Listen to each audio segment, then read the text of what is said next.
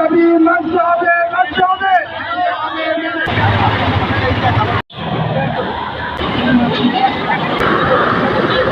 বাংলাদেশে এমপিভুক্ত শিক্ষা প্রতিষ্ঠান আমরা বৈষম্যহীনতার ভিতরে ভুগছি। বাংলাদেশে আমরা আর কোনো বৈষম্য দেখতে চাই না। আমরা বেসরকারি শিক্ষকেরাই এদেশের ৯৭% আমরা বেসরকারি এমপিভুক্ত প্রতিষ্ঠান, অথচ আমাদের সরকারি কোনো ন্যায্য অধিকার আমরা পাই না।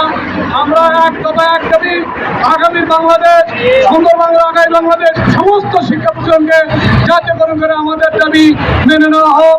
আমি প্রশাসনের কাছে অনুরোধ করবো, আমরা প্রশাসনকে বার্তা দিয়েছি, মেসেজ দিয়েছি, এই দাওয়াতের পিছনে কারা দায়ী, চরিত্রদের আপনি ওই আইনের আওতায় নিয়ে আসুন। আমরা আমাদের কাছে আপনাদের কাছে প্রত্যাশা রাখছি। আর একটি প্রত্যাশা রাখছি, আমাদের শহীদ মুক্তিযুদ্ধ মানুষদের সম্মানিত সুযোগ্য প্রধান শিক্ষক বিশিষ্ট আলেমের তার নামে একটি মিথ্যা হত্যা ষড়যন্ত্রমূলক মামলা দেওয়া হয়েছে। এই মিথ্যা ষড়যন্ত্রমূলক হয়রানিমূলক মামলা থেকে তাকে প্রত্যাহার করা হোক এবং তাকে মুক্তি দেওয়া হোক। বাস্তবায়ন না হওয়া পর্যন্ত আমরা মাঠে থাকবো, কর্মসূচি আসবে, কর্মসূচি আমরা দেবো। আমরা মানে ১০০ আমরা কর্মসূচি পালন করবো। আশা করি ধন্যবাদ জানাবো। আমরা আমাদের ঢাকা ইনশাআল্লাহ আমাদের দাবিকে মেনে নেবে। দীর্ঘদিন যাবৎ আমাদের প্রাণের দাবি বেসরকারি মাদ্রাসা, স্কুল, কলেজের শিক্ষকরা তারা বঞ্চিত, অবহেলিত।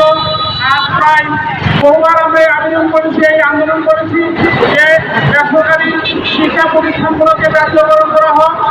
আপনারা জানেন যে এই দেশে প্রায় ৯৭% বেসরকারি শিক্ষা প্রতিষ্ঠান, মাত্র ৩% সরকারি প্রতিষ্ঠান।